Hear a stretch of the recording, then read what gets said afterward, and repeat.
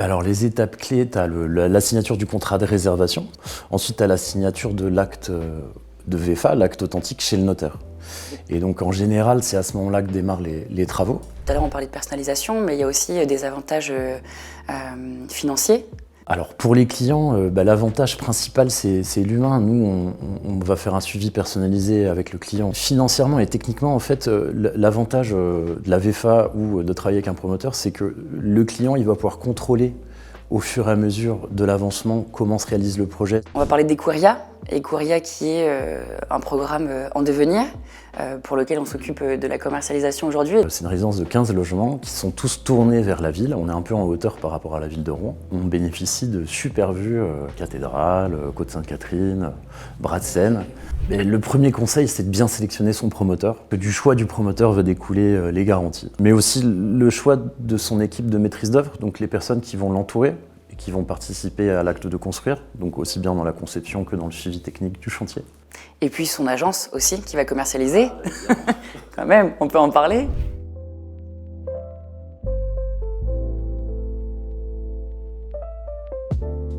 Bonjour à tous. Alors aujourd'hui, on se retrouve pas pour que je vous présente un bien, mais pour un nouveau format qui est le podcast. Et pour cette première, j'ai le plaisir d'accueillir Charles Picot de chez KLP Promotion pour qu'on parle justement de la promotion immobilière et notamment de la VFA, donc la vente en état futur d'achèvement et donc l'achat sur plan. Bonjour Charles. Bonjour Léa. Je t'en prie, je te laisse te présenter. Dis-nous un petit peu qui es-tu, ton parcours et qu'est-ce qui t'a mené ici chez KLP. Mon parcours a été simple, donc j'ai commencé par la fac de droit et puis j'ai bifurqué dans un master en aménagement, promotion, construction dans une école à Paris. Moi j'ai toujours été passionné par l'immobilier. Pour autant, tu vois, au début je voulais être marchand de biens. Et puis au fur et à mesure de stages en entreprise, j'ai découvert le métier de la promotion qui pour moi est plus complet et plus complexe. Qu'est-ce qui fait que c'est plus complet, plus complexe pour toi par rapport au marchand de biens ? Écoute, marchand de biens, tu es plutôt un opérateur économique, donc tu vas acheter et revendre. Et alors que nous, en promotion, on est plutôt dans la conception, dans la création. Donc on va réaliser des projets un peu plus importants, où on va travailler avec plus d'intervenants. Du coup, c'est un peu plus stimulant, je trouve, personnellement en tout cas. D'accord. Et donc aujourd'hui, tu es chez KLP. Ça fait combien de temps que cette entreprise existe ? Ça fait 7 ans que l'entreprise existe. On l'a créée avec Antoine Loyac, qui est mon associé. On est tous les deux passionnés d'immobilier. Et en fait, le but du jeu de notre structure, c'est d'aller chercher des emplacements, donc des fonciers qualitatifs, toujours en répondant à une certaine pertinence, répondre à des besoins, quoi. Dans l'idée, nous, on est plutôt calés sur le domaine du logement, du résidentiel. Donc on répond à des problématiques de besoins de logement, de création de logement, qui est plutôt intéressant et enrichissant. Et ça peut se diversifier en faisant du logement étudiant, de la résidence haut de gamme ou du logement classique, quoi. Ok. Et investissement locatif aussi Et investissement locatif aussi, bien sûr. Ouais, Ok. ouais, complètement.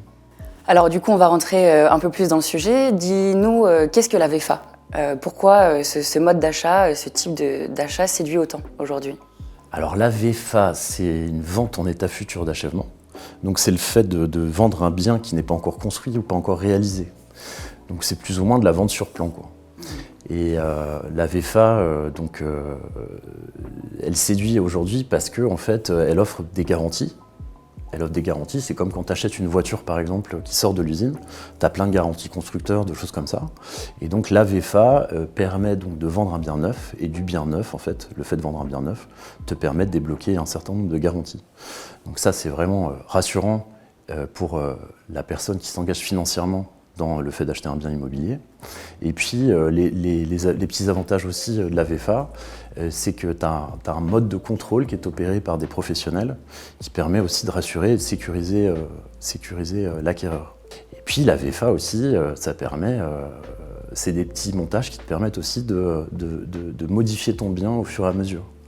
Donc ça, c'est aussi agréable. Bien sur mesure, en soi. Ouais, exactement. On fait son bien sur mesure tout en respectant quand même des bases, puisque vous imposez quand même des cloisons, des murs porteurs. Voilà, je pense. Hein, et donc vous faites vraiment un bien sur mesure au-delà des règles à respecter classiques, quoi. Ouais, exactement. Ça permet de personnaliser en fait ton bien, quoi. D'accord. Donc ça, c'est aussi un super avantage pour nos clients.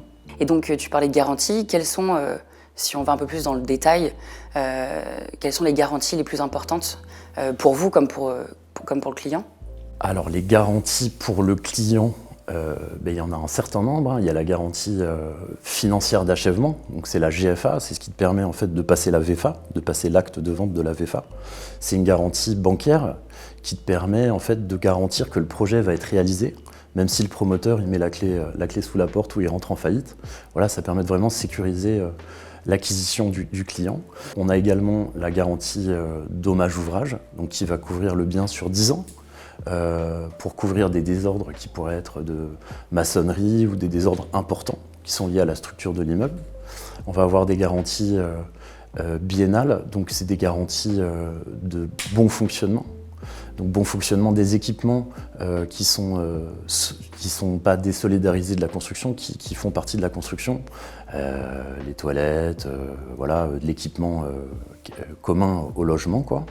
Donc qui va couvrir ce type d'équipement pendant 2 ans. Et puis on a aussi une garantie de parfait achèvement qui couvre pendant 1 an toutes les réserves qui ont pu être levées sur un PV de livraison lors de la livraison du bien. Donc finalement, le client, il est quand même protégé au maximum sur 10 ans. On a 1 an, 2 ans, 10 ans. Oui, tout à fait. Et donc dans la VFA, il y a des étapes clés. Quelles sont ces étapes financières comme techniques? Globalement, hein, on va essayer de faire assez simplement parce que ça peut être un peu technique. Alors les étapes clés, tu as la signature du contrat de réservation qui te permet de réserver le bien auprès du promoteur. Ensuite, tu as la signature de l'acte de VFA, l'acte authentique chez le notaire. Et donc en général, c'est à ce moment-là que démarrent les travaux, donc les travaux de la construction de l'immeuble en tant que tel. Et puis à ce moment-là, tu vas avoir différentes étapes de construction qui vont débloquer des appels de fonds. D'accord. Donc tu vas avoir, je sais pas, fondation, plancher bas, plancher haut, mise hors d'eau, mise hors d'air, et puis achèvement des cloisons, livraison. Donc toutes ces étapes-là que je viens de te lister, en fait, correspondent à un montant du prix total du bien. Donc ça va être 15% ici, 5% là, 10% là. Et c'est comme ça que l'opération est réalisée et que l'immeuble sort de terre. Ok, donc le client finalement fait un paiement par étape. Exactement. On ne paye pas le prix d'un seul coup comme une vente classique dans l'ancien. Exact. Où on paye tout voilà, en une seule fois chez le notaire. D'accord. Et juste pour reprendre par rapport aux étapes un peu techniques, avant le contrat de réservation, pour vous, quelle est la première étape? Donc on est sur la recherche de foncier. Oui, tout à fait. Recherche de foncier, montage de l'opération, donc du permis de construire. Donc là, on doit se démener avec les collectivités pour obtenir notre autorisation, donc le droit de pouvoir réaliser l'immeuble qu'on veut projeter sur le terrain. Après, tu as d'autres difficultés qui peuvent se présenter. La gestion des voisins, parce que c'est toujours un peu traumatisant quand tu vas construire un immeuble de moyenne ou de grande envergure dans un quartier tranquille. Tu vas toujours créer pendant 1 an et demi. C'est sûr que tu vas réaliser... ça va faire du bruit, il va y avoir une grue, il y a des allers-retours, des camions qui passent, donc c'est jamais agréable. Effectivement, ça on peut le concevoir, mais bon, on arrive toujours à trouver des solutions avec les voisins, quoi. Voilà. Ça ne doit pas toujours être facile finalement, même en fonction des communes. Alors vous êtes plutôt sur Rouen, le plateau nord, rive gauche aussi, hein, je crois. En fonction des services d'urbanisme, des maires de la ville, pour le coup, ça ne doit pas être facile. Vous devez rencontrer des contraintes, tant sur le PLU, Oui.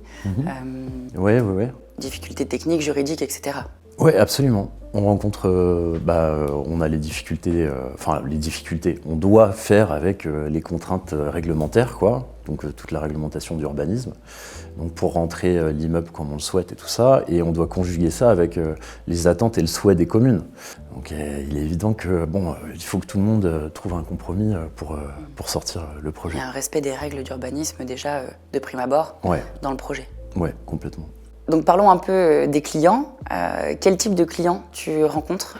Quel type de clients achètent de la VFA, notamment chez KLP?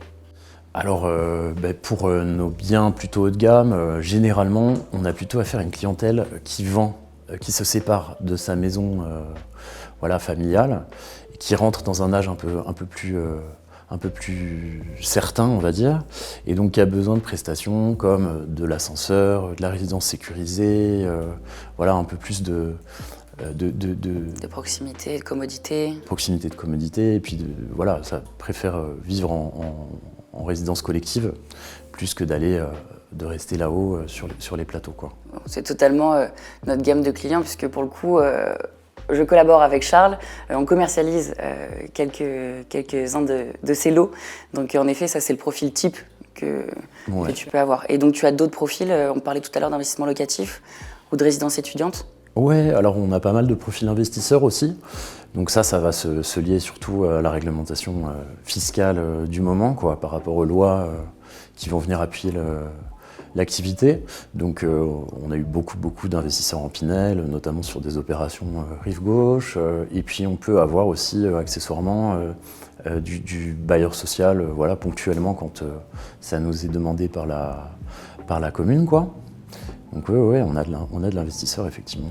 Et donc, quels sont les principaux bénéfices pour un acheteur, tant sur le plan technique, tout à l'heure on parlait de personnalisation, mais il y a aussi des avantages financiers. Quels sont leurs avantages pour les clients ? Alors pour les clients, l'avantage principal c'est l'humain. Nous on va faire un suivi personnalisé avec le client, donc globalement le dialogue avec le promoteur il est réellement là, quoi. Financièrement et techniquement, en fait, l'avantage de la VFA ou de travailler avec un promoteur, c'est que le client il va pouvoir contrôler au fur et à mesure de l'avancement comment se réalise le projet, si ça se passe bien ou pas. Donc pour cela, déjà le client directement, il va pouvoir assister à des opérations de pré-livraison. Donc on va pouvoir aller sur site pendant le chantier pour constater que sa cloison est bien posée à tel endroit, que ses prises électriques sont implantées aux bons emplacements que lui a déterminés sur ses plans d'électricité, quoi. Et puis il y a d'autres moyens aussi techniquement de le rassurer, parce qu'on a une équipe de maîtrise d'œuvre qui va l'accompagner dans le projet et qui va elle-même, donc c'est l'homme de l'art, hein, c'est l'architecte, ou les entreprises qui vont elles-mêmes attester des différents stades. Et donc pour cela, c'est une vraie garantie pour lui de contrôle. Donc c'est un avantage aussi, quoi. Il a un contrôle, oui, sur toute la durée du projet, finalement. Ouais, oui, tout à fait. Et en avantage financier ?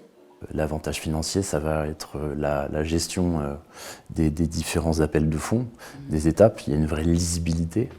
Après, en avantage financier, ça c'est plutôt lié à notre métier. On a plein d'avantages financiers, notamment les TVA réduites qui peuvent parfois avoir lieu, les frais de notaire réduits. Oui, on est à 2,5%, 2,5-3% en frais de notaire, alors que dans l'ancien, on est à 8% maintenant. Ouais, donc c'est un vrai avantage. Ça, c'est un vrai avantage. Ça, c'est un vrai avantage. Et on va avoir également les offres promoteurs qu'on peut faire, nous. Par exemple, frais de notaire offerts, ou alors on va jouer sur des prestations qu'on peut offrir, ou alors des matériaux qu'on va pouvoir optimiser. Je sais pas, je pensais au parquet. On a un parquet choisi dans la gamme de départ. On va pouvoir offrir une lame de parquet plus large, un bois un peu plus exotique ou voilà, recherché, ou un chêne un peu plus brut, ou des choses comme ça. Ça peut passer aussi par des choses comme ça. D'accord. Et aussi également, je pense à toutes ces nouvelles normes, RT 2020, aujourd'hui RE 2020, on a eu les RT 2012, maintenant on est sur la RE 2020, on a des normes énergétiques, ce qui fait qu'ils finalement ils ont une consommation réduite, il y a une meilleure isolation des bâtiments, donc une consommation réduite. Ouais, ça c'est l'avantage du neuf. C'est clair que nos bâtiments ils sont ultra performants au niveau de l'isolation. Et du coup, on vient adosser à ça des productions de chaleur de plus en plus optimisées, et ce qui fait qu'on a un rendu de consommation ultra bas, et donc une facture de consommation énergétique ultra basse. Et ça, c'est clair que c'est un avantage financier certain, sur le long terme, après, sur le fonctionnement du bien. Ok, très bien. Ok, alors maintenant parlons un petit peu des inconvénients, des défis que vous pouvez rencontrer en tant que promoteur. Alors les inconvénients qu'on peut rencontrer, c'est lié du coup à l'obtention de l'autorisation d'urbanisme, elle n'est jamais trop évidente. Ensuite, après, on a la problématique des voisins dont je te parlais tout à l'heure, qui est toujours un peu compliqué, quoi. Oui, il faut instaurer ce dialogue avec eux, les rassurer, leur expliquer. Ouais. Donc ça, c'est un vrai défi. Et puis après, pour sortir le projet, la problématique qui se présente à nous, qui est très importante et pas des moindres, c'est d'arriver à un taux de vente assez important pour pouvoir lancer la construction du projet. Et donc pour cela, on est obligé d'arriver à 40% ou 50% de pré-commercialisation. Ça veut dire qu'on a vendu 40 à 50% de l'intégralité du programme pour pouvoir lancer l'opération, planter la grue et lancer la construction. Et donc ça, c'est un vrai défi, et surtout dans cette période qui peut être un peu plus complexe que d'autres, dans des périodes un peu plus complexes que d'autres, ça peut être un peu plus long. Oui, c'est un vrai défi. Ouais. Parce que c'est obligatoire. Il faut avoir vendu, avoir signé 40% de contrat de réservation sur les 100% du programme. Ouais, absolument. Ok, ouais, donc gros défi. Exactement. Ok, et vous pouvez rencontrer du coup des imprévus dans la construction. Ouais. Il y a des retards parfois on l'entend souvent que voilà, la construction, que ce soit dans la promotion, dans la maison individuelle ou autre, mais Oui. il y a toujours un peu de retard dans les livraisons. Comment t'expliques ça? Même si tu traites avec des boîtes sérieuses, des entreprises sérieuses, tu peux avoir des retards qui sont liés pas forcément à l'entreprise, mais aux apports de matériaux, par exemple, qu'on a connus en plein Covid. Ça, c'était compliqué. On peut être aussi retardé par l'impact météorologique, donc les imprévus liés à la météo, quoi. Donc ça arrive très souvent. Et surtout ici en Normandie. Bah ouais, surtout ici en Normandie, quoi. Ouais. Et voilà, globalement c'est ça. Après,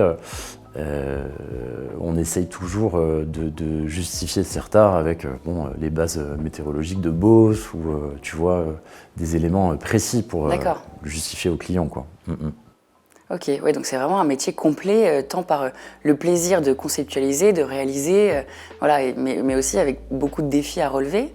Il y a quand même un peu de pression, finalement. Oui, il y a un petit peu de pression. Dans tout ça, quoi. Ça dure 1 an et demi en plus, donc oui, même avant, parce que quel est le temps de durée d'un programme entre voilà, la commercialisation et la fin de la construction, la livraison? Alors, entre la commercialisation et la livraison, il se passe 2 ans. Hein. Ouais, parce qu'il y a forcément un petit décalage entre le moment où tu obtiens ton permis et le moment où tu lances les travaux. Donc, il y a toujours un peu d'aléa dans le temps, mais on va dire qu'un programme, globalement, du début de la prise du foncier jusqu'à la livraison, on est plutôt sur 3 ans et demi. Ouais.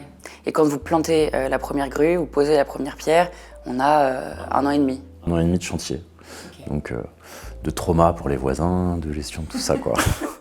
Oui, mais bon, si c'est bien géré, normalement, ouais. Ça va, ils l'acceptent. Et surtout, si c'est pour avoir un beau programme à côté de chez eux et que ça ne les impacte pas, je pense les vis-à-vis, etc. De toute façon, vous avez des recours à gérer. À la fin, ils sont tous super contents. Hein. Oui, voilà. À la fin, ils sont tous super contents, puisqu'on valorise le quartier, ça permet d'augmenter le prix du mètre carré. Donc au final, ils se rendent compte que leur maison, elle vaut toujours un petit peu plus cher. Et puis, ça crée une dynamique toujours positive. Hein. Oui, puisqu'il les protège aussi, c'est le recours au tiers. Finalement, quand vous déposez les permis, il y a le recours au tiers et ouais. Ça doit être aussi un peu stressant quand on dépose le permis, de se dire ok, est-ce qu'on va avoir beaucoup de recours au tiers ou vous échangez déjà avec les voisins d'abord avant de déposer vos permis? En général, on essaye d'échanger avec les voisins avant, mais on sécurise. On se fait souvent accueillir, quoi. On se fait souvent accueillir, mais tu vois, ça se passe bien toujours à la fin. À la fin, on s'entend tous très bien, et puis tout le monde est content parce que quand on rend notre copie, le projet est plutôt agréable à regarder, il s'insère bien dans l'environnement, on a géré les vues, on a géré toutes les problématiques qui nous étaient imposées. Donc, bon, vous avez su les rassurer en amont. Oui, absolument. Il faut être persévérant sur la communication. Très important, ouais. Même si ça leur cause un petit peu de désagréments après, entre guillemets, sur les nuisances sonores ou autres, dans tous les cas, ils sont rassurés, ils sont contents à la fin, quoi. Ouais, absolument. On va revenir un petit peu sur toi et KLP. Dis-nous quel a été ton projet le plus marquant. Raconte-nous une anecdote forte, bonne ou mauvaise, par rapport à ce projet marquant. Alors, projet marquant, tous les projets nous ont marqué avec Antoine. Hein.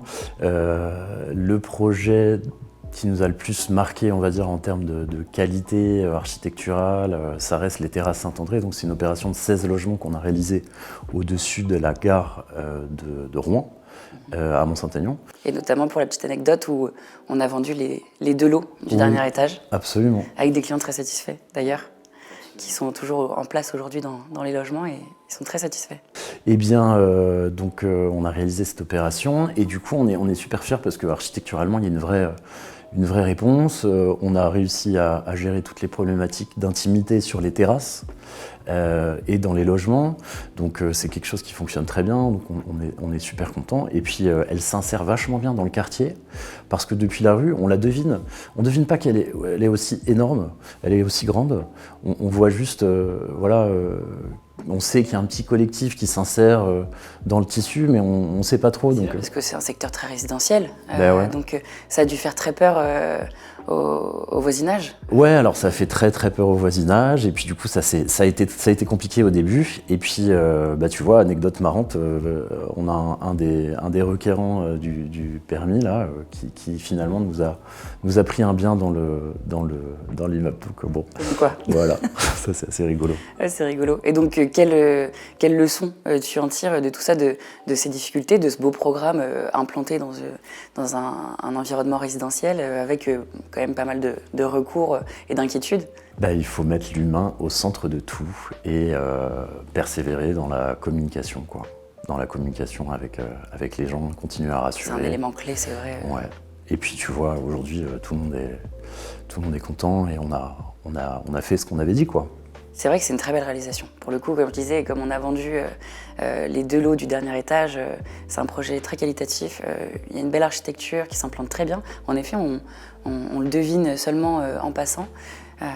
Non, c'est vrai que bravo pour cette réalisation parce que c'est un beau défi. Merci, on est content, ouais. Alors, on a parlé d'un projet passé, on va parler un petit peu du présent et du futur.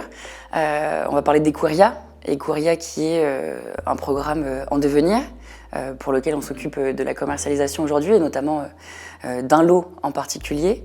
Parle-nous d'Equuria, parle-nous de ce nouveau projet qui est en cours.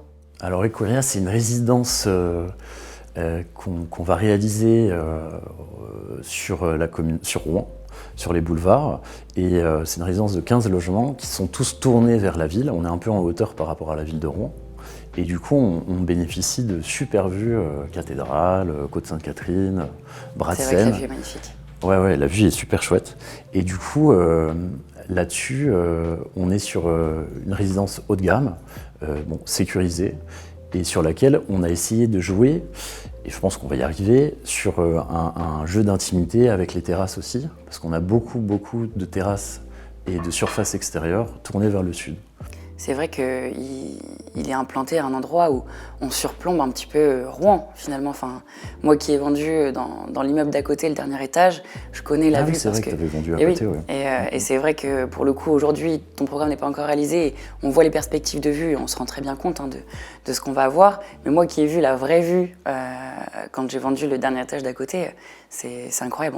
On surplombe Rouen et c'est un vrai privilège d'être à cet emplacement. Ouais, non, c'est top d'avoir ta vue et puis d'être chez toi dans ton appart avec la grosse baie vitrée et la vue sur Rouen, c'est canon. Ouais. C'est canon, c'est vrai.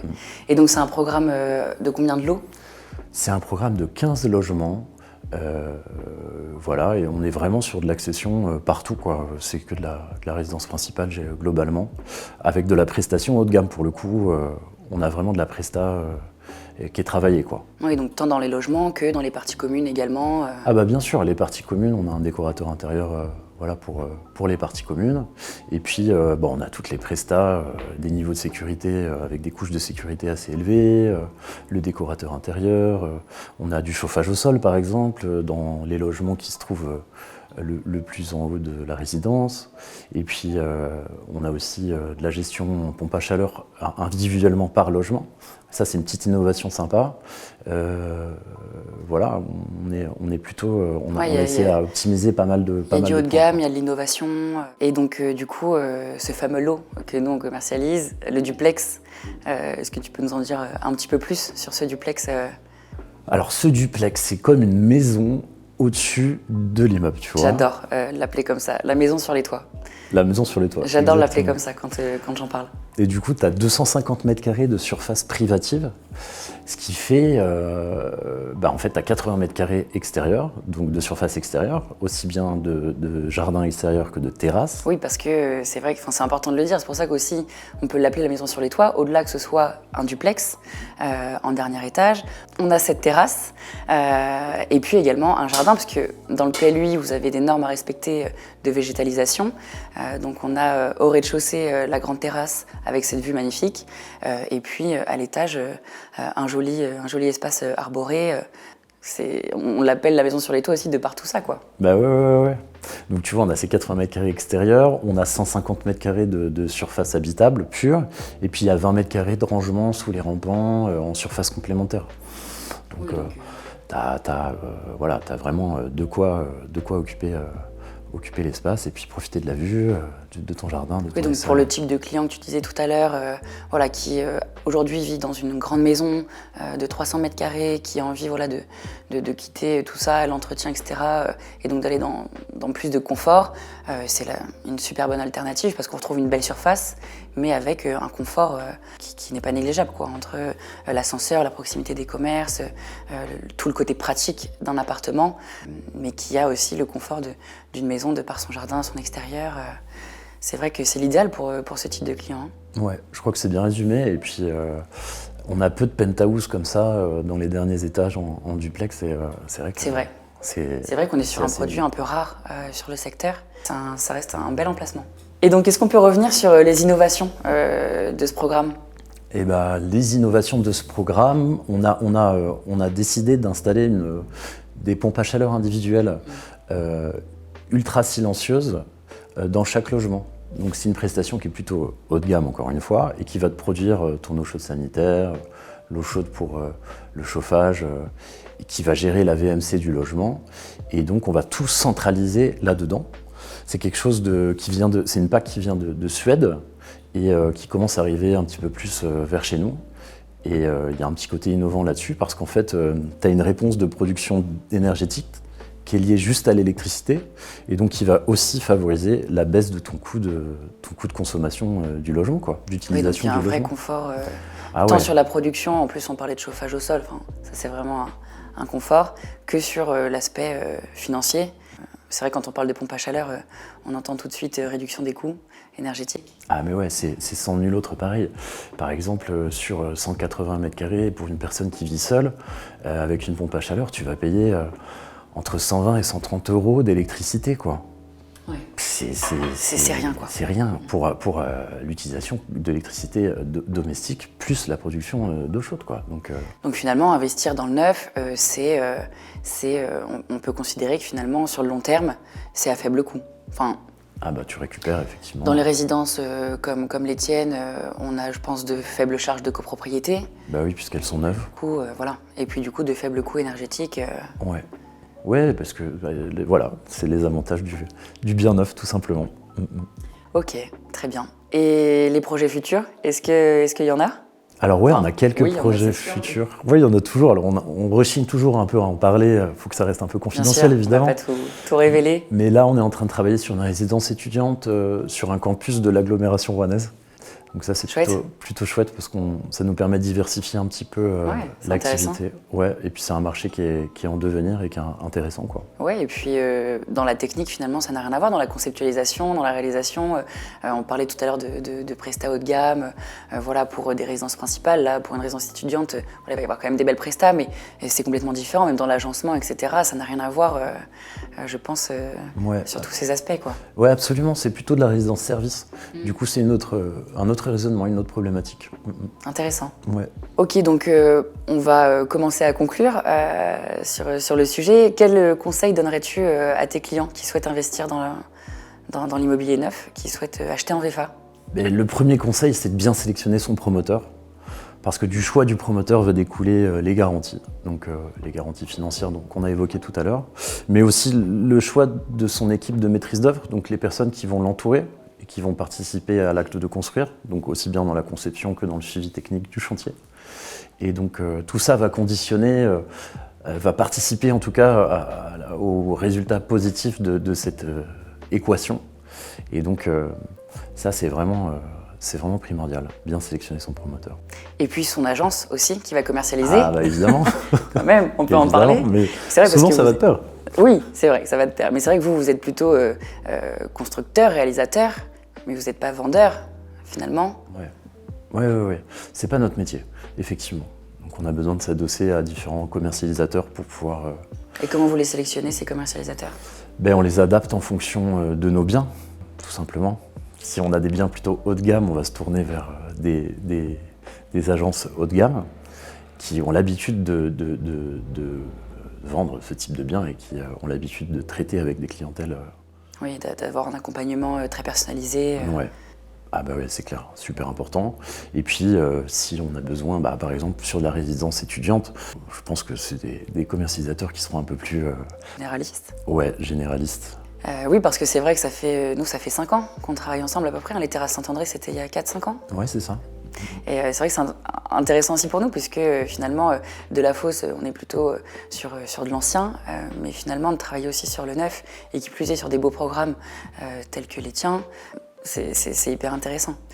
Et ça correspond aussi, évidemment, à notre gamme de biens, et puis d'avoir un autre accompagnement. C'est différent, l'accompagnement est différent, il est toujours personnalisé et vraiment complet, mais il est complètement différent de l'accompagnement dans l'ancien.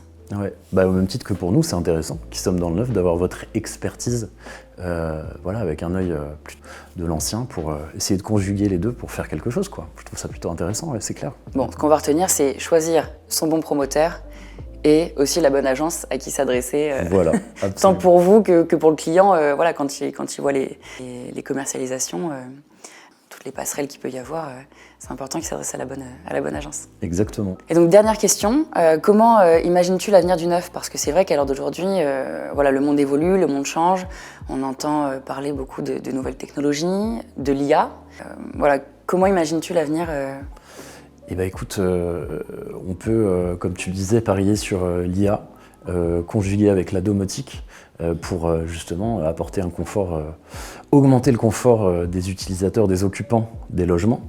Donc ça c'est super intéressant et je pense que l'avenir va nous réserver plein de surprises à ce sujet.